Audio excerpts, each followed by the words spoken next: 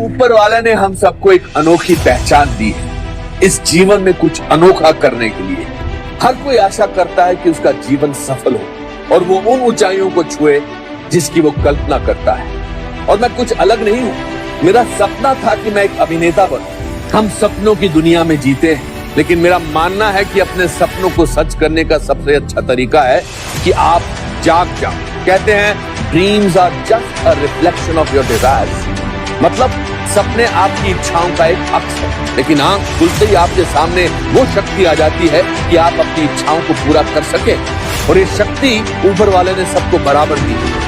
फर्क सिर्फ इतना है कि मुट्ठी भर लोग ही इस बात को समझ पाते हैं और बाकी निराशाजनक जिंदगी बिताते हैं। पर ऐसा क्यों है?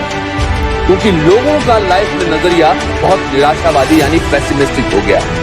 कोई भी अनोखी घटना हमारे लिए एक अपवाद यानी एक्सेप्शन बन जाती है।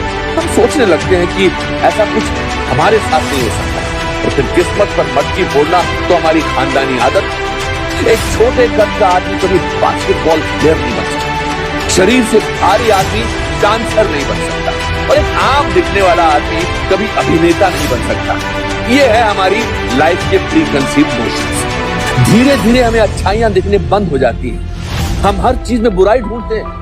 एक खूबसूरत सफेद दीवार पर अगर कोने में काला दाग हो तो हमें वो दाग दिखेगा, सफेद रंग नहीं। याद रखिए कि एक निराशावादी व्यक्ति को हर अवसर में कठिनाई दिखाई देती है, लेकिन एक आशावादी व्यक्ति को हर कठिनाई में अवसर दिखाई देता है। इसलिए असंभव के लिए तैयार रहिए। याद रखिए कि आपके सपने किसी चमत्कार से नहीं, बल्कि निश्चय भाव और संघर्ष से पूरे होते हैं। हमारी जिंदगी की सोच का दायरा प्री कंसीव नोशन यानी पूर्व कल्पित धारणा से घिरा होता है। माँ बाप जब बच्चों को जिंदगी में कुछ प्रेरणा देना चाहते हैं तो हमेशा किसी साधारण व्यक्ति की सफलता की कहानी सुनाते हैं। बचपन में तो इन कहानियों से मन बहलता है, लेकिन जैसे जैसे हम बड़े होते हैं ये कहानियां हमारे जीवन की प्रेरणा बन जाती हैं और वो शख्सियत बन जाते हैं हमारे आइडल। हम सबके जीवन में एक आइडल होता है जिनके जैसे हम बनना चाहते हैं, वही शोहरत या रुतबा पाना चाहते हैं। लेकिन ज्यादातर लोग इन कहानियों का सिर्फ अंजाम देखते हैं, इसकी शुरुआत। दुनिया की चकाचौंध में हमें एक कामयाब इंसान का संघर्ष नहीं दिखता, उसके महंगे कपड़ों के नीचे धूप में तपा शरीर नहीं दिखता। जिस मुकाम पर आज वो पहुंचे हैं उस मुकाम का चुकाया मुआवजा नहीं दिखता। तो हर उस व्यक्ति की शुरुआती जिंदगी बहुत साधारण रही। इन्होंने कुछ ऐसे ठोस निर्णय लिए जिनकी वजह से एक कामयाबी की सीढ़ी चढ़ते थे। ऐसे निर्णय लेने का साथ एक बुलंद रवैये यानी एटीट्यूड से आता है। मेरे पिताजी ज्यादा पढ़े लिखे नहीं थे और ना ही वो अमीर, लेकिन अगर कोई मुझसे पूछे कि मेरे जीवन में सबसे प्रभावशाली व्यक्ति कौन है तो मैं अपने पिताजी का नाम लूंगा, क्योंकि मैंने उनके जीवन के संघर्ष से प्रेरणा ली। फिर चाहे वो कश्मीर से निकल के एक नया जीवन बनाने का संघर्ष या परिवार के अच्छे पालन पोषण का। जब मैं फिल्म जगत में अपनी पहचान ढूंढ रहा था तब उनका संघर्ष मेरा आदर्श बना।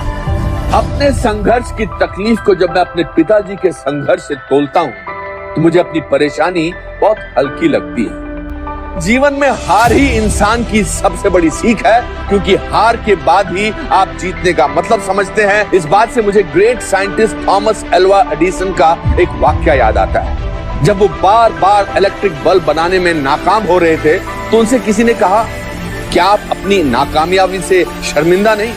तो उसके जवाब में उन्होंने कुछ इस अंदाज से कहा, I have not failed. I have found 10,000 ways that won't work. ये है परसिस्टेंस का नतीजा, जिसने नाकामयाबी की परिभाषाएं बदल दी। और फिर वही हुआ जो होना था।